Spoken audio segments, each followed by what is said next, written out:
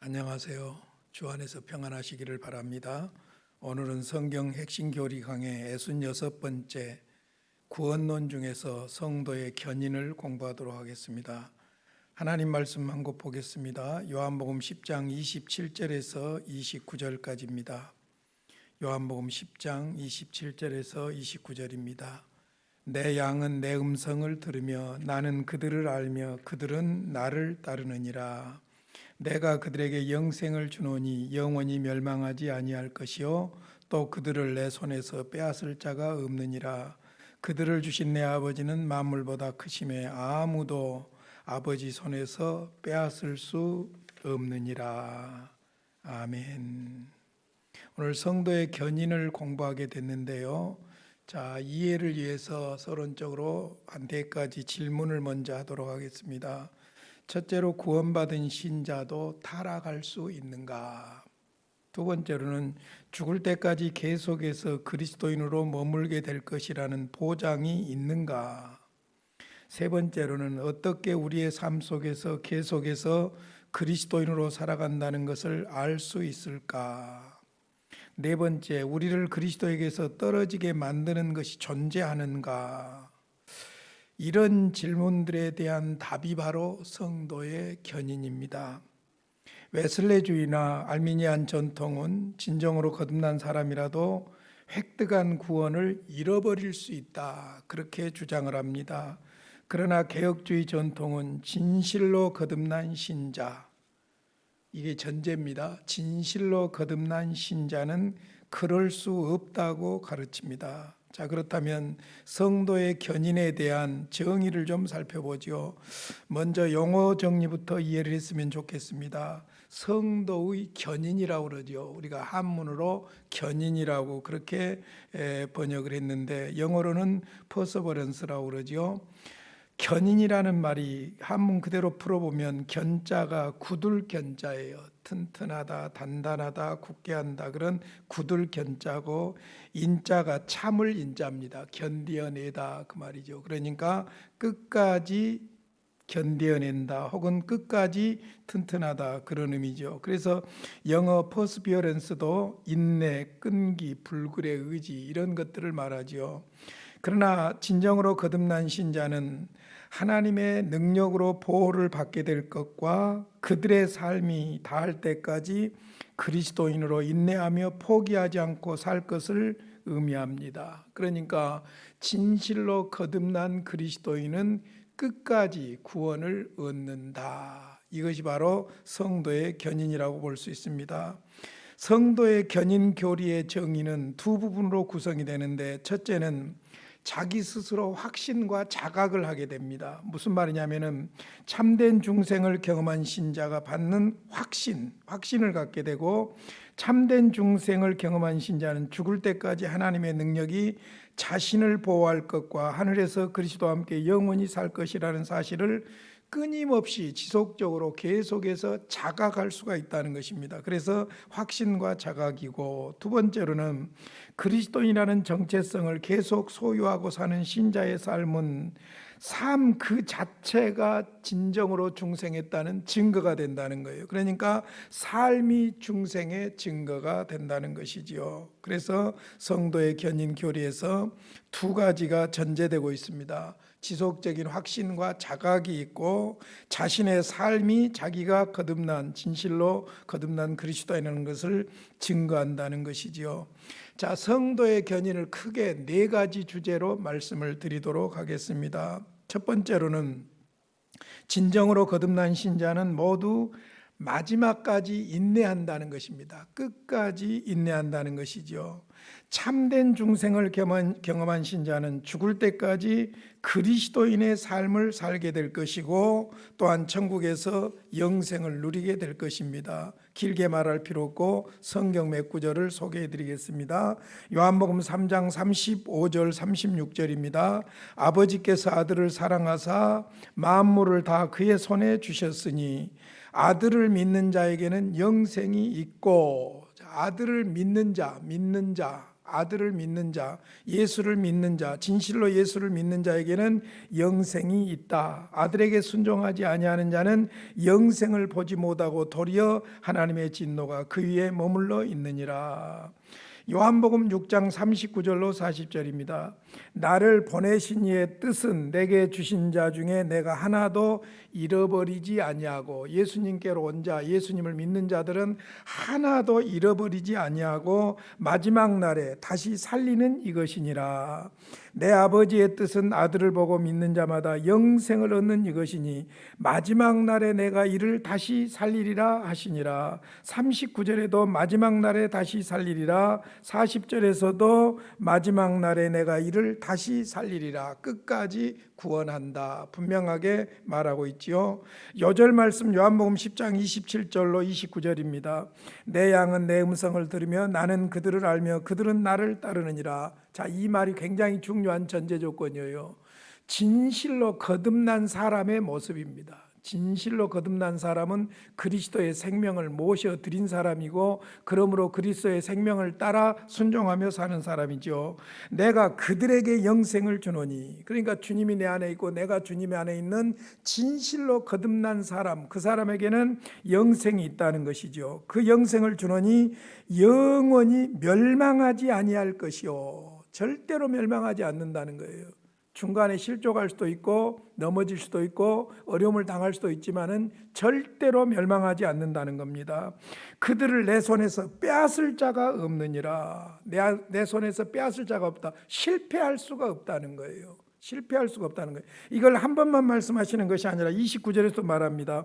그들을 주신 내 아버지는 만물보다 크심에, 자, 구원하신 분이 하나님이시기 때문에 아무도 아버지 손에서 빼앗을 수 없느니라. 그래서 그들을 내 손에서 빼앗을 자가 없다. 영원히 멸하지 아니할 것이다. 이것이 핵심적이에요. 그러니까 진실로 거듭난 그리스도인, 자, 이게 전제됩니다. 진실로 거듭난 그리스도인은 끝까지 구원받는다. 이것이 성도의 견인입니다. 요한복음 8장 1절로 2절, 그러므로 이제 그리스도 예수 안에 있는 자에게는 결코 정죄함이 없나니 이는 그리스도 예수 안에 있는 생명의 성령의 법이 죄와 사망의 법에서 너를 해방하였음이라. 결코 정죄함이 없다는 것은 그리스도 안에서 신분적으로 이미 하나님의 자녀로 구원을 받았다는 것이고, 구원받은 사람들은 이제 어떤 삶을 사느냐면은 구원받은 사람으로서의 생명의 삶을 산다는 거예요. 그게 뭐냐? 생명의 성령의 법을 따라 살고 죄와 사망의 법에서는 해방되었다는 것이죠. 삶의 질이 다르지요. 로마서 8장 30절입니다. 또 미리 정하신 그들을 또한 부르시고 부르신 그들을 또한 의롭다 하시고 의롭다 하신 그들을 또한 영화롭게 하셨느니라. 정하신 자 택했지요. 부르시지요. 의롭다 하시지요. 의롭다 하신 그들을 또한 영화롭게 하셨느니라. 이 구절을 통해서 구원의 서정, 구원의 순서를 이야기하죠. 소명중생 해심신앙칭의 양자성화, 영화, 성도의 견인 영화, 이렇게 구원 서정을 쭉 이 구절을 근거로 해서 이야기하는데, 재밌는 것은 다음 주에 이제 영화를 공부함으로 구원론을 마무리할 것입니다. 그런데 영화라는 것 앞으로 이루어질 일이죠. 그런데 재밌는 것은 이 영화롭게 한다는 말이 이미 영화롭게 하셨다는 거예요. He also glorified, 과거사가 된 거예요. 그러니까 예수를 믿으면 하나님의 자녀가 돼버리는 것이지요. 그러니까 사실 이미 영화롭게 한다는 것은 보장돼버린 거예요. 보장돼버린 거예요. 그러니까 실패할 수가 없다는 것이지요. 하나님의 뜻, 목적이 이루어질 것을 강조하고 있고, 진실로 거듭난 신자, 다시 말씀드리는데 진실로 거듭난 그리스도인은 반드시 영화롭게 된다는 말이지요. 자, 더 구체적으로 봅시다. 에베소서 1장 12절로 14절입니다. 이는 우리가 그리스도 안에서 전부터 바라던 그의 영광의 찬송이 되게 하려 하심이라. 그 안에서 너희도 진리의 말씀 곧 구원의 복음을 듣고 그 안에서 또한 믿어 약속의 성령으로 인치심을 받았으니, 예수를 믿어서 그 다음에 약속의 성령으로 인치심을 받았다. 이게 인치심이라는 말이 중요해요. 성령과 인치심. 성도 안에서 성령께서 인치신다는 것이죠. 이는 우리 기업의 보증이 되사, 자, 인치심이라는 단어와 보증이라는 단어를 기억하셔야 돼요. 보증이 되사 그 얻으신 것을 속량하시고 주에서 사해 주실 뿐만 아니라 그의 영광을 찬송하게 하려 하심이라. 여기서 인치심은 우리 안에 계신 성령께서 우리가 하나님에게서 약속된 상속받을 수 있다는 것을 보증하신다는 거예요. 영어로 개런티, 보증하신다는 것이죠. 여기서 보증이라는 말, 헬라어로는 아라본인데 법률적인 상업 용어입니다. 제1의 불입금, 보증금, 계약금, 서약 등을 의미합니다. 자, 무슨 말입니까? 우리가 집을 살 때 계약을 하지요. 계약을 할 때 계약금을 내지요. 계약금을 냈다는 것은 이미 잔금만 치르면 그 집이 내 것이 된다는 것이죠. 이게 개런티예요.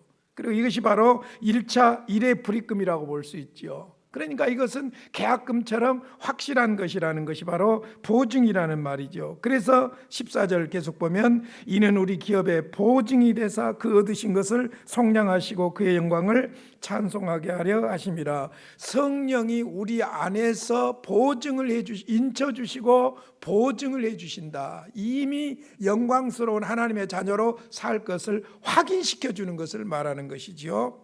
자, 베드로전서 1장 5절에 보면 너희는 말세에 나타내기로 예비하신 구원을 얻기 위하여 믿음으로 말미암아 하나님의 능력으로 보호하심을 받았느니라.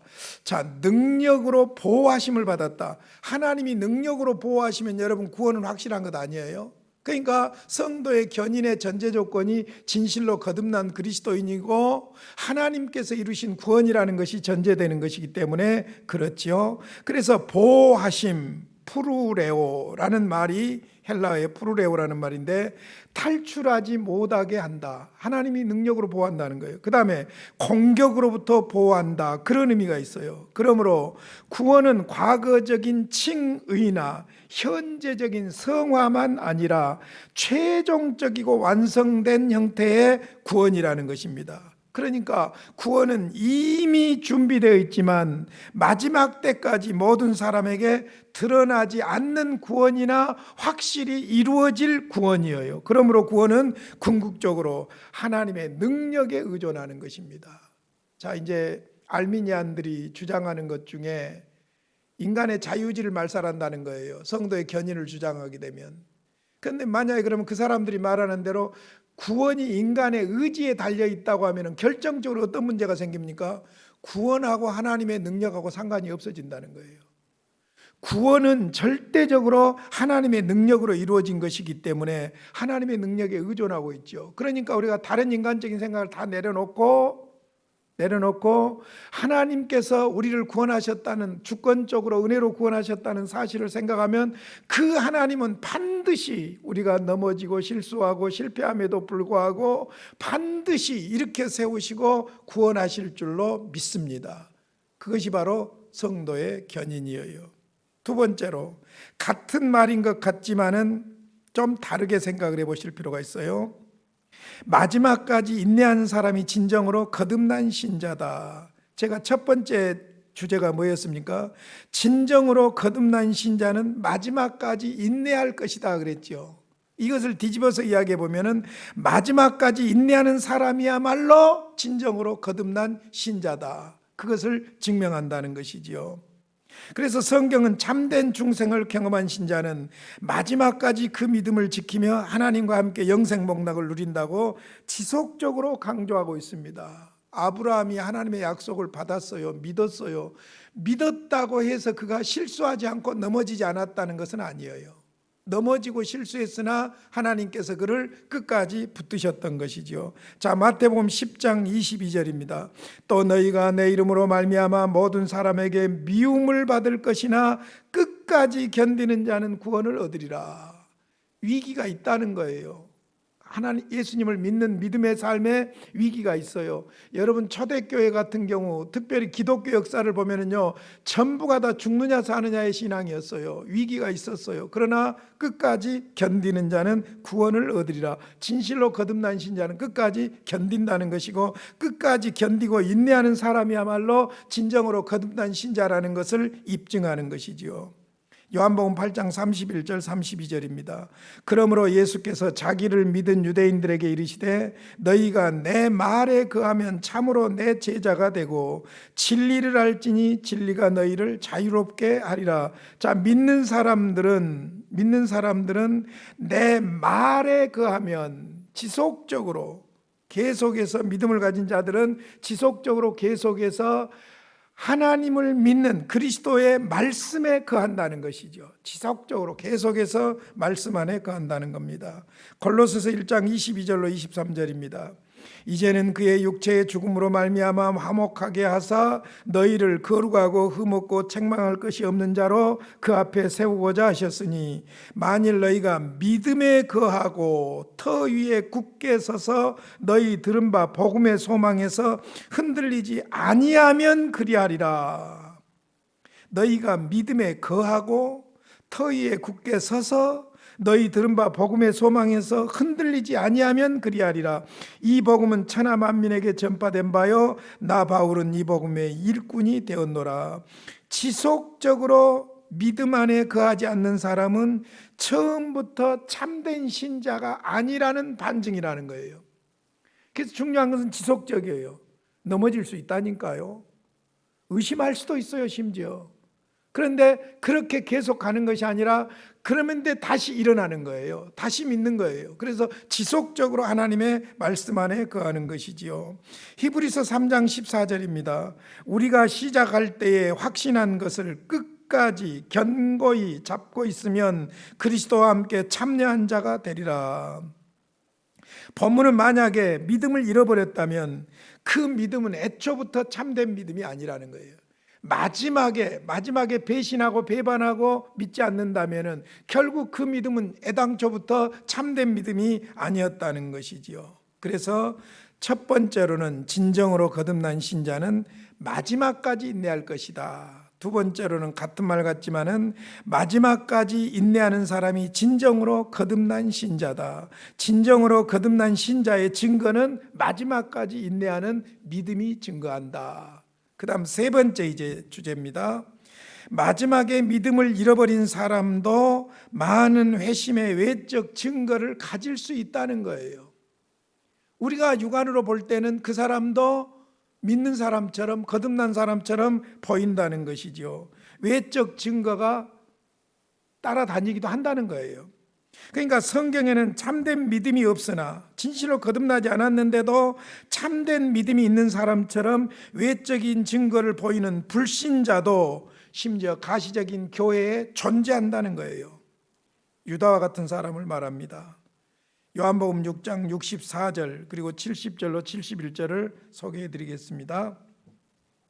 그러나 너희 중에 믿지 아니하는 자들이 있느니라. 예수님이 지금 제자들에게 하신 말씀이에요. 너희 중에 믿지 아니하는 자들이 있느니라 하시니 이는 예수께서 믿지 아니하는 자들이 누구며 자기를 팔 자가 누구인지 처음부터 아심이로라. 기가 막힐 일이에요. 3년 동안 예수님 따라다녔는데 예수님은 제자들 중에 진실로 거듭난 자가 아니다는 것을 알고 아닌 자도 있었다는 것을 알고 있었다는 거예요. 처음부터 아심이로라. 예수께서 대답하시되 내가 너희 12를 택하지 아니하였느냐. 그러나 너희 중에 한 사람은 마귀니라.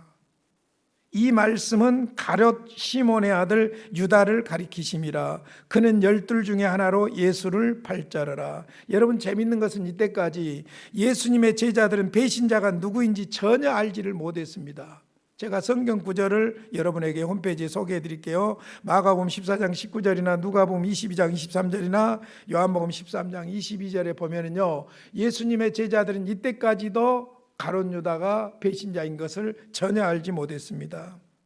자, 서신서로 가보면 갈라디아서 2장 4절과 5절에 보면 교회 안에 거짓 형제들도 들어온다는 거예요. 거짓 형제들, 진실로 거듭나지 않는 사람들이 거듭난 사람처럼 들어온다는 거예요. 이는 가만히 들어온 거짓 형제들 때문이라. 핵심이 그거예요.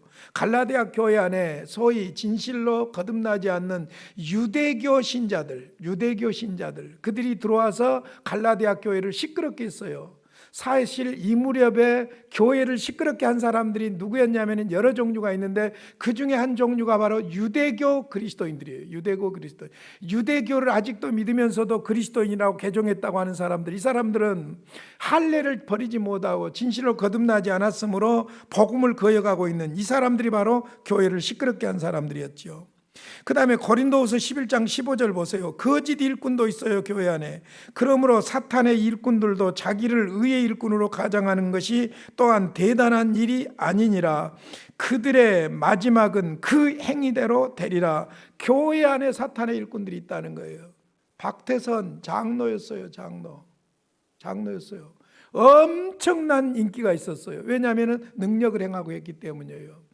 우리 어른들 이야기 들어보면은요, 박태선이 인기가 있을 때 한강변에서 연설을 하면은요, 모래알처럼 모였다고 그래요. 엄청나게 그런 능력들도 있었다는 것이죠. 그렇다고 거듭난 것이 아니라는 이야기예요. 그래서 예수님께서 마태복음 7장 산상복음에서 아주 중요한 말씀을 합니다. 7장 21절로 23절이죠. 나더러 주여 주여 하는 자마다 다 천국에 들어갈 것이 아니요 다만 하늘에 계신 내 아버지의 뜻대로 행하는 자라야 들어가리라. 그날에 많은 사람이 나더러 이르되 주여 주여 우리가 주의 이름으로 선지자 노릇하며 주의 이름으로 귀신을 쫓아내며 주의 이름으로 많은 권능을 행하지 아니하였나이까 하리니 그때 내가 그들에게 밝히 말하되 내가 너희를 도무지 알지 못하니 불법을 행하는 자들아 내게서 떠나가라 하리라. 나를 믿는다면, 예수님을 믿는다면 예수님을 믿는 믿음으로 살아야 되는데 예수님을 믿는다고 하면서도 믿지 않는 사람들이에요. 그러면서 그들이 능력을 행하는데 능력은 예수님으로부터 온 것이 아니었죠. 사탄으로부터 온 것이죠. 그래서 그들에게 뭐라고 합니까? 내가 너희를 도무지 알지 못한다. 불법을 행하는 자들아 내게서 떠나가라 했어요. 예수를 믿는다면 믿음으로 해야 되는 것이죠.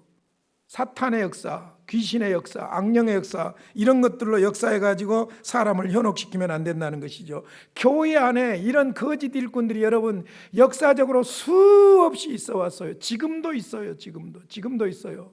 그래서 교회는 항상 전투 중에 있는 것이지요. 마가복음 4장에 보면은 밭에 뿌린 씨와 영과의 비유를 통해서 예수님이 말씀하시는데 4가지 밭이 있지요. 그 중에 하나 돌밭이 있어요. 덜어는 흙이 얕은 돌밭에 떨어짐에 흙이 깊지 아니하므로 곧 싹이 나오나 해가 돋은 후에 타서 뿌리가 없으므로 말랐다. 그러면 돌밭은 무엇을 의미하느냐? 마가복음 4장 16절로 17절에 해석을 하고 있어요. 또 이와 같이 돌밭에 뿌려졌다는 것은 이들을 가리킴이니 곧 말씀을 들을 때 즉시 기쁨으로 받으나 그 속에 뿌리가 없어 잠깐 견디다가 말씀으로 인하여 환난이나 박해가 일어나는 때에는 곧 넘어지는 자요.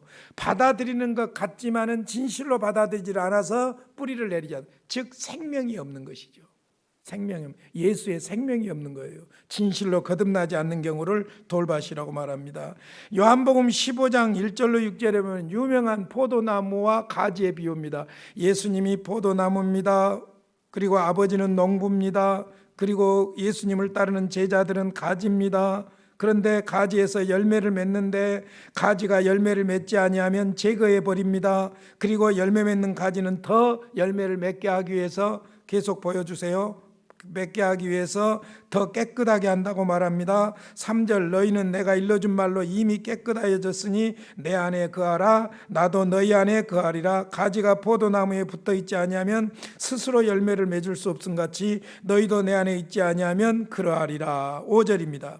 나는 포도나무요 너희는 가지라. 그가 내 안에 내가 그 안에 거하면 사람이 열매를 많이 맺나니 나를 떠나서는 너희가 아무것도 할 수 없음이라. 사람이 내 안에 거하지 아니하면 가지처럼 밖에 버려져 마르나니 사람들이 그것을 모아다가 불에 던져 사르느니라. 모형 포도나무 가지가 있을 수가 없지요. 생명의 포도나무에 붙어있는 가지는 생명의 포도로 열매를 맺게 되어 있는 거예요. 그러니까 진실로 거듭남, 주님을 믿는다는 것은 주님과의 관계를 말해요. 주님을 모셔드린 생명, 영적인 관계를 말하죠. 주님이 내 안에, 내가 주님 안에, 이 신비한 연합, 이것이 바로 기독교의 생명이지요. 이것을 우리가 믿게 되면 성도의 견인을 믿을 수밖에 없는 것입니다. 히브리서 6장 4절로 6절입니다. 이게 바로 이제 알미니안들이 이 구절들을 통해서 거듭난 사람도 탈락할 수가 있다, 그것을 주장하고 있는 내용이에요. 인간의 자유지를 말살시킨다, 혹은 인간이 태만하고 게으르게 만든다, 그런 이야기들을 하지만은 우리는 그런 게 중요한 것이 아니라 성경이 무엇을 말하느냐가 중요하지요. 한번 빚을 받고 하늘의 은사를 맛보고 성령에 참여한 바 되고, 자, 거듭나지 않는 사람도 이럴 수 있다는 거예요. 하나님의 선한 말씀과 내세의 능력을 맛보고도 타락한 자들은 다시 새롭게 하여 회개하게 할 수 없나니, 이는 그들이 하나님의 아들을 다시 십자가에 못 박아 드러내놓고 욕되게 함이라. 여기에 대한 정확한 답은 사실 마태복음 7장 22절 예수님의 말씀에 답이 있어요. 이 사람들이 이런 성령에 참여한 바 되었다, 은사를 맛보았다, 그런다고 하지만은 이 사람들은 진실로 거듭난 자들이 아니었다는 증거를 예수님께서 마태복음 7장 22절에서 말하고 있어요. 그날에 많은 사람이 나더러 이르되 주여 주여 우리가 주의 이름으로 선지자 노릇하며 주의 이름으로 귀신을 쫓아내며 주의 이름으로 많은 권능을 행하지 아니하였나이까 하리니, 이것이 바로 답이 되는 것이지요. 여러분 기억하셔야 돼요. 기독교는 종교가 아니에요. 기독교는 도덕이나 윤리가 아니에요. 도덕, 윤리, 종교 그 이상이에요. 그게 뭐냐? 생명이에요. 타락한 인생들, 하나님과 원수된 인생들이 예수를 믿음으로 새 생명이 그 안에 들어가고, 그러므로 말미암아 이제 새로운 삶을 살게 되는 것이죠. 그 삶의 중심에 그리스도의 생명이 있기 때문에 그들은 넘어질 수도 있고 실수할 수도 있고 의심할 수도 있지만은 반드시 구원을 받고야 만다는 것이죠. 자, 마지막으로 이제 네 번째입니다. 무엇이 신자에게 참된 확신을 줄 수 있는가? 무엇이 참된 확신을 줄 수 있느냐? 세 가지로 말씀드리겠는데요. 헷갈리기 쉬우니까 먼저 세 가지를 요약을 해드리겠습니다. 첫 번째, 현재의 믿음입니다. 지금 현재 나는 구원을 위해 그리스도를 믿고 있는가? 믿음이에요. 현재 믿음이에요. 과거의 믿음이 아니라 현재. 그것도 다른 믿음이 아니라 예수를 믿고 있는가? 무엇이 신자에게 참된 확신을 주느냐? 내가 지금 현재 예수를 그리스도로 믿고 있다면 나는 구원받은 하나님의 자녀인 줄로 믿습니다. 두 번째로, 마음속에서 역사하시는 성령 하나님의 중생사역의 증거가 있는가? 즉 성령께서 내 안에서 나의 영을 통해서 나에게 확신을 주고 있는가, 그 말이에요. 그러니까 성령께서 내 안에서, 지난번에 아까 보증이다, 인치심이다 그런 말을 했지요. 그러니까 성령의 내적 증거가 있어야 돼요. 마지막 세 번째로는 그리스도인으로서 내 삶 속에서 오랜 기간에 걸쳐 성장의 모습이 드러나고 있는가, 계속해서 그리스도인다운 모습으로 성장돼 가고 있는가, 그거예요. 도덕적으로 윤리적으로 완벽한 건 아니에요. 그러나 계속해서 성장해 가고 있는 것이죠. 자, 이 세 가지가 바로 내가 거듭난, 진실로 거듭난 그리스도인이라는 증거가 된다는 것이죠. 그래서 세 가지로 말씀을 드렸습니다. 무엇이 신자에게 참된 성도의 견인에 확신을 줄 수 있는가? 현재의 믿음이에요. 두 번째로는 성령의 내적인 증거예요. 세 번째로는 지속적인 성장, 성화가 계속되는 것이죠. 자, 첫 번째 봅시다. 지금 현재 나는 구원을 위해 그리스도를 믿고 있는가? 지금 현재의 믿음이 중요해요. 골로새서 1장 23절, 만일 너희가 믿음에 거하고 터 위에 굳게 서서 너희 들은 바 복음의 소망에서 흔들리지 아니하면 그러하리라. 이 복음은 천하 만민에게 전파된 바요 나 바울은 이 복음의 일꾼이 되었노라. 너희가 믿음에 거하고, 믿음이에요. 현재 믿음이죠. 히브리서 3장 14절입니다. 우리가 시작할 때 확신한 것을 끝까지 견고히 잡고 있으면 그리스도와 함께 참여한 자가 되리라. 히브리서를 소개했으니까 여러분에게 지금 교재는 안 드렸습니다마는 히브리서 10장 39절에 보면 우리는 뒤로 물러가 멸망할 자가 아니요 오직 영혼을 구원함에 이르는 믿음을 가진 자니라 그랬어요. 어떤 믿음이에요? 오직 영혼을 구원함에 이르는 믿음. 우리는 뒤로 물러가 멸망할 자들이 아니다.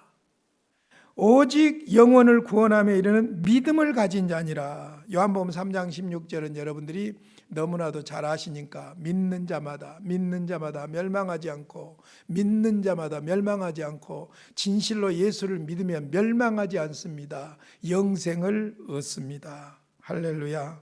자, 두 번째, 나의 마음속에 역사하시는 성령 하나님의 중생사에게 증거가 있는가? 다시 말하자면 성령의 내적 증거가 있는가 그 말입니다. 몇 가지 분리해서 말씀드리겠습니다.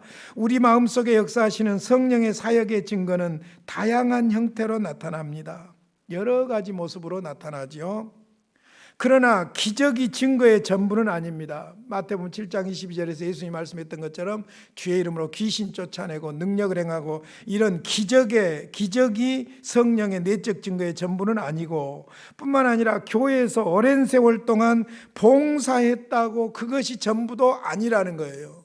그러니까 기적보다 더 중요한 것이 있어요. 봉사보다 더 중요한 것이 있어요. 고린도전서 3장 12절에 보면은 금과 나무와 은과 이런 재료들이 있다고 말했어요. 마지막 심판 때에 녹아내리는 것은 헛된 것이라는 것이죠. 여러분, 믿음으로 하는 것만이 영원한 것인 줄로 믿습니다. 교회 안에도 자기 이익을 위해서 봉사하는 사람들이 있어요. 죄송하지만은 자기 유익을 위해서 봉사하는 사람들도 있어요. 아니라고 말할 수 없어요. 중요한 것은 믿음으로 해야 된다는 것이죠. 진실로 거듭난 그리스도인의 봉사는 그 질이 달라요. 이게 아주 중요한 부분들이면서도 예민한 부분들이기도 합니다. 그러니까 기적이 전부가 아니다. 기적이 중요한 것 같지만 기적이 전부가 아니다. 봉사가 중요한 것 같지만 봉사가 전부가 아니다. 보이는 봉사가 다는 아니라는 거예요. 그 봉사를 어떤 동기로 하느냐 그거지요. 그러니까 진실로 거듭난 그리스도인으로서 하느냐 아니면은 내 이익을 위해서나 아니면은 보이기 위한 그런 입장에서 하느냐 하는 것하고는 다르다는 것이죠. 자, 그 다음에 그러나 성령의 참된 증거는 분명히 존재합니다. 세 가지로 말씀드릴게요. 첫째, 내가 하나님의 자녀라는 사실에 대한 주관적 증거는 우리 마음속의 역사는 성령의 증거로 드러날 수 있습니다. 우리 안에서 성령께서 내 영을 향해서 이야기해 준다는 것이죠. 대표적인 성경 구절 하나 소개해 드리죠. 로마서 8장 14절로 16절입니다. 무릇 하나님의 영으로 인도함을 받는 사람은 곧 하나님의 아들이라. 그러니까 진실로 거듭난 사람은 그 안에 성령이 역사하신다는 거예요. 너희는 다시 무소하는 종의 영을 받지 아니하고 양자의 영을 받았으므로 우리가 아빠 아버지라고 부르짖느니라. 성령이 친히 우리의 영과 더불어 성령께서 내 안에서 내 영으로 하여금 내가 하나님의 자녀라는 것을 믿게 한다는 거예요. 내적 증거지요. 그 다음에 두 번째로 또 다른 증거는 교회의 건전한 가르침을 계속해서 받아들입니다. 신앙에는 졸업이 없어요. 수료가 없어요. 계속해서 말씀을 받아들이는 것이죠. 요한일서 2장 23절부터입니다. 아들을 부인하는 자에게는 또한 아버지가 없으되 아들을 시인하는 자에게는 아버지도 있느니라. 너희는 처음부터 들은 것, 처음부터 들은 것, 복음이죠. 말씀이죠. 사도들이 전한 복음이죠. 너희 안에 거하게 하라. 그러니까 말씀이 계속해서 내 안에 거하게 하라는 거예요. 처음부터 들은 것, 그 말씀이 너희 안에 거하면 너희가 아들과 아버지 안에 거하리라. 그가 우리에게 약속하신 것은 이것이니 곧 영원한 생명이니라. 그러니까 제가 지금 금년 들어서 계속 주일 낮 설교를 말씀과 관련해서 성경과 관련해서 말씀하고 있는데 그리스도인에게 있어서 정말 중요한 것이 성경과 성령이에요. 왜냐하면 그리스도교는 그리스도가 중심이기 때문에 성경을 통해서 증거하시는 그리스도가 성령을 통해서 우리에게 받아들여지는 거예요. 그러니까 성경 안에 계속해서 우리가 거하고 있으면 거듭난 것이에요.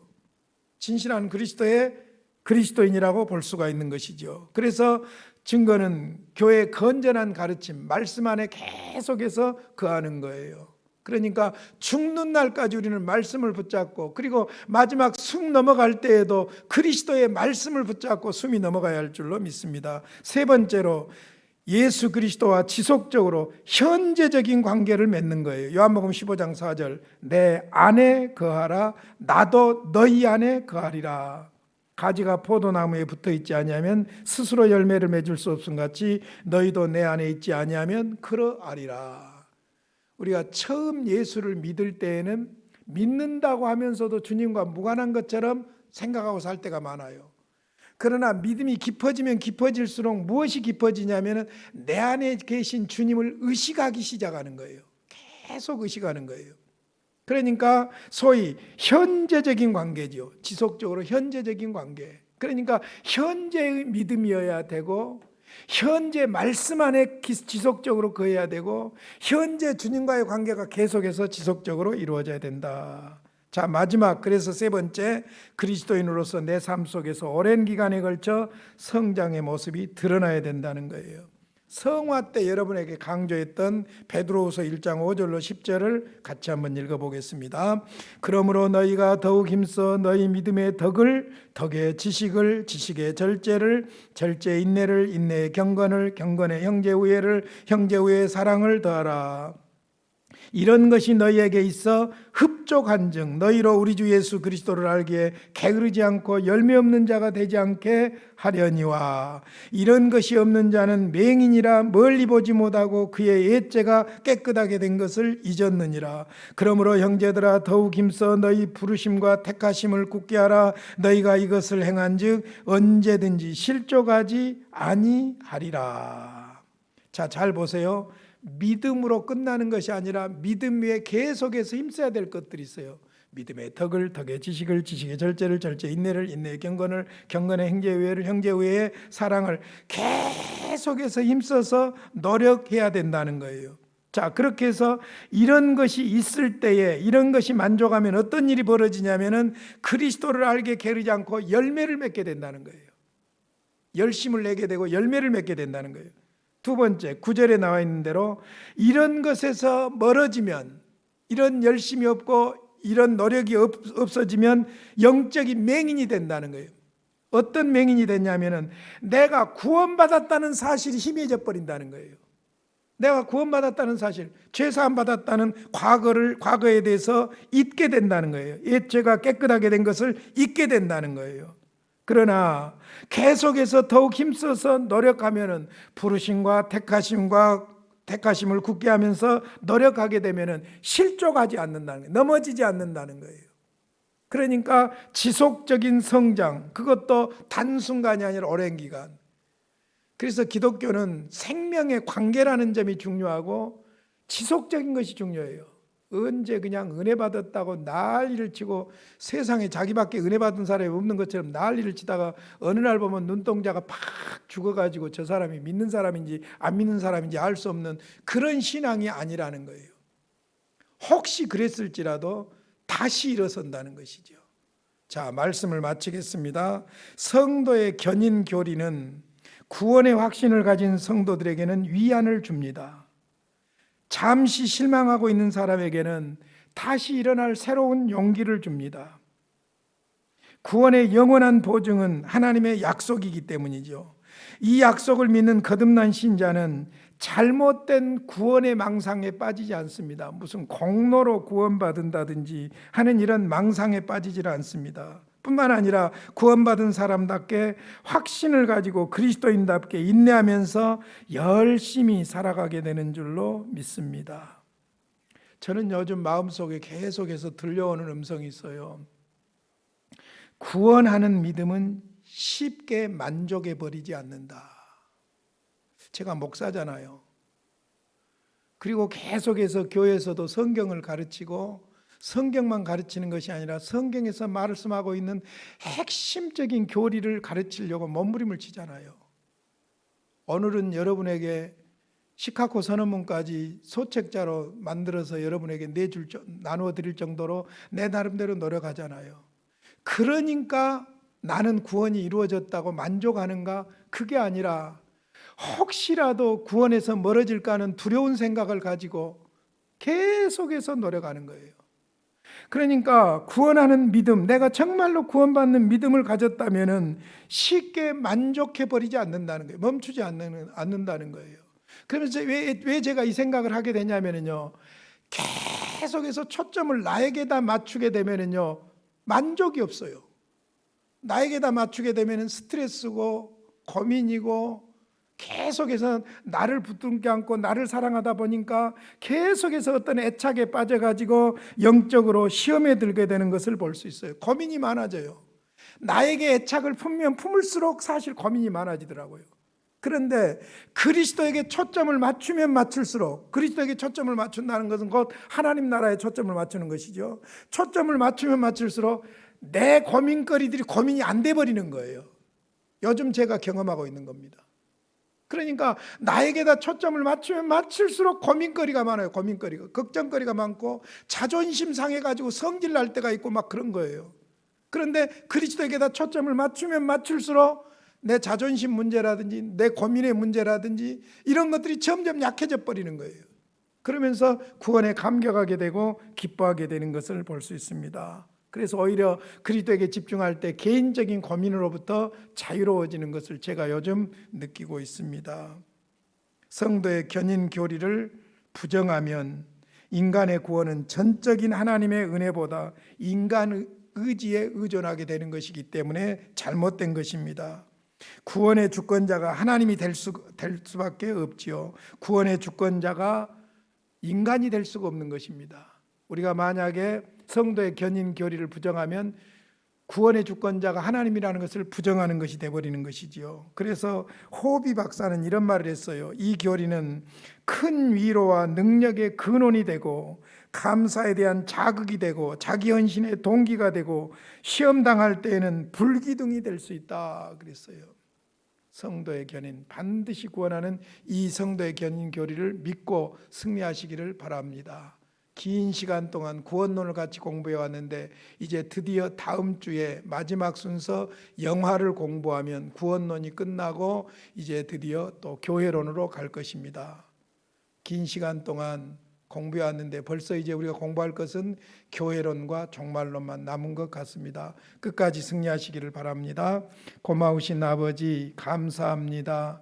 구원해 주셔서 감사합니다. 구원의 원리를 확실하게 알게 해주시고 붙잡게 해주시고 확신하게 해주시니 감사합니다. 이 믿음으로 끝까지 승리하도록 우리를 인도하여 주시옵소서. 예수님의 이름으로 기도하옵나이다. 아멘.